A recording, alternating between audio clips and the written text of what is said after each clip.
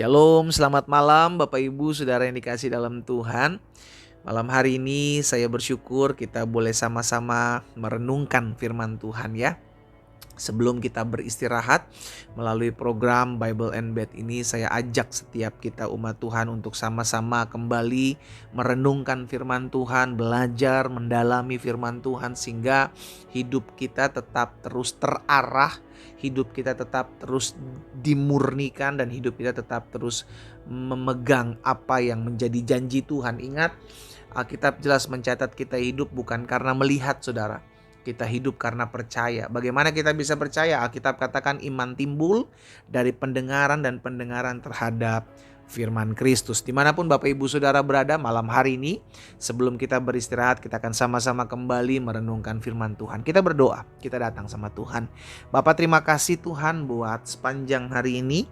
Tuhan yang sudah tolong kami, Tuhan yang sudah sertai kami, sehingga kami boleh ada sampai dengan saat ini. Sebelum kami beristirahat, Tuhan, kami rindu untuk mendengarkan sebagian daripada firman-Mu. Karena kami percaya langit dan bumi akan berlalu, tetapi firman Allah tinggal tetap, dan apa yang keluar dari mulut-Mu pasti akan digenapi dalam hidup kami. Di dalam nama Tuhan Yesus Kristus kami siap merenungkan firman-Mu. Haleluya. Amin, amin. Saudara dikasih dalam Tuhan, kita percaya setiap doa-doa kita dijawab oleh Tuhan. Amin. Sama-sama yuk bilang sama saya, doa saya pasti didengar Tuhan. Sama-sama bilang sama saya, doa saya pasti dijawab Tuhan. Amin, saudara. Tetapi ternyata ada orang yang berseru-seru, yang Alkitab catat, ada orang yang berseru kepada Tuhan tapi doanya gak dijawab. Ya, hal ini tercatat dalam Mika 3 ayat yang keempat. Nah, kita akan lihat sama-sama, saudara, kenapa doanya, seruannya tidak dijawab. Mika 3 ayat 4 bilang begini, mereka sendirilah nanti akan berseru-seru kepada Tuhan. Jadi ada orang-orang yang berseru-seru kepada Tuhan, tetapi Tuhan tidak akan menjawab mereka. Perhatikan saudara, mereka sendiri akan berseru-seru kepada Tuhan, tetapi Tuhan tidak akan menjawab mereka. Ia akan menyembunyikan wajahnya terhadap mereka, perhatikan, pada waktu itu, sebab jahat perbuatan mereka. Jadi ternyata ada orang-orang yang berseru-seru sama Tuhan tapi Tuhan gak jawab. Alkitab katakan Tuhan menyembunyikan wajahnya terhadap mereka pada waktu mereka berseru. Kenapa? Ternyata penyebabnya adalah perbuatan-perbuatannya jahat. Jadi ternyata ada orang-orang yang sekalipun kelakuannya jahat, dia gak sadar, namun gak tahu malu datang sama Tuhan gitu loh saudara. Iya kan? Iya kan? Dia gak tahu, terlepas dia gak tahu kalau dia buat jahat, tapi gak mungkin. Iya kan? Dia berseru sama Tuhan, pasti dia tahu dong perbedaan mana buat baik sama mana buat tidak baik atau berbuat jahat. Tapi kok dia berani-beraninya datang sama Tuhan, sedangkan kelakuannya berbuat jahat dengan sesama itu dia terus lakukan. Dan ternyata ada gitu saudara. Dan ternyata ada orang-orang yang kelakuannya jahat tapi dia masih berdoa. Kan sama kayak sia-sia aja gitu, dia berdoa, dia berseru-seru tapi Tuhan menyembunyikan mukanya, Tuhan menyembunyikan wajahnya. Dengan kata lain, gak dijawab doanya saudara. Itu sebabnya kenapa Yesus ajarkan hal yang sama gitu.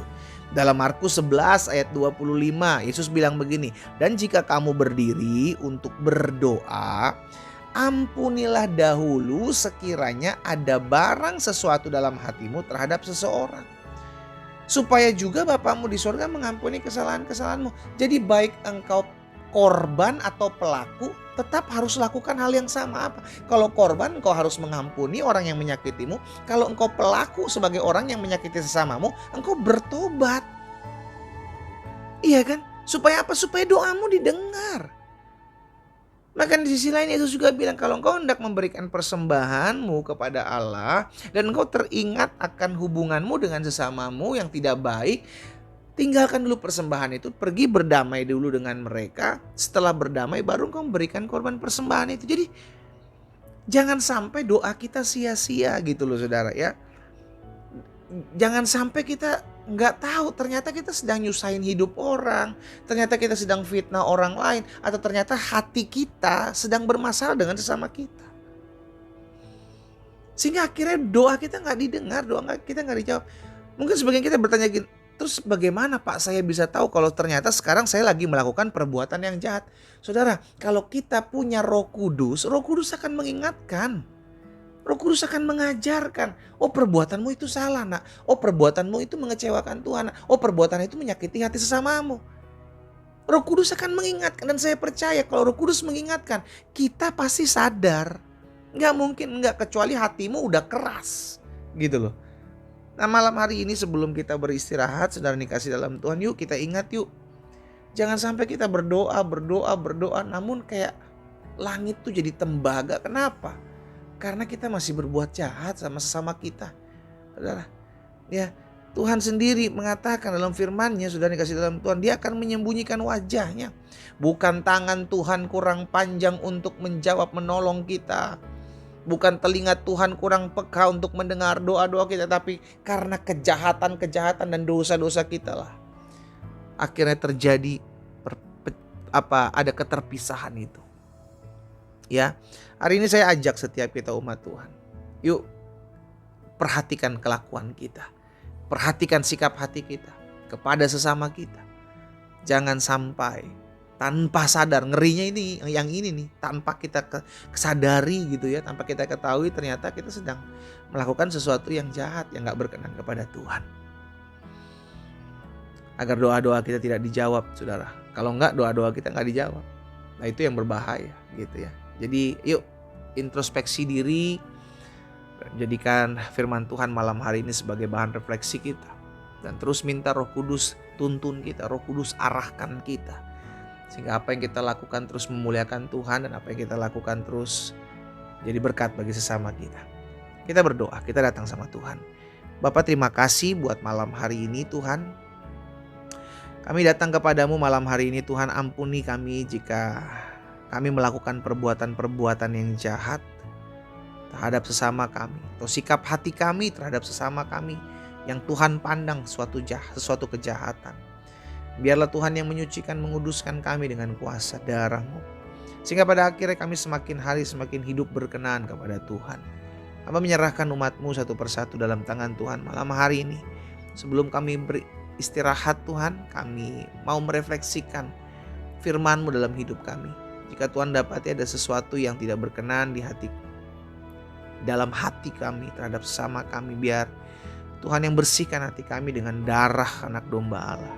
Sehingga kami semakin hari semakin berikan kepekaan, tuntunan, agar semakin hari kami semakin hidup memuliakan nama Tuhan. Satu persatu memberserahkan umat-Mu ke dalam tangan Tuhan. Mereka yang mendengarkan firman-Mu malam hari ini sebelum beristirahat, biar kiranya Roh Kudus terus yang mengajarkan sesuatu, nilai-nilai kebenaran firman Tuhan yang memerdekakan kami. Kami akan beristirahat Tuhan, kami percaya kami akan berbaring, dan kami akan tertidur dengan nyenyak sebab Tuhan pelihara kami. Bangun besok pagi dengan kekuatan baru yang berasal daripada Tuhan. Terima kasih buat hari ini Tuhan. Di dalam nama Yesus Kristus Tuhan kami berdoa dan bersyukur. Haleluya. Amin. Selamat beristirahat saudara, selamat malam dan Tuhan memberkati.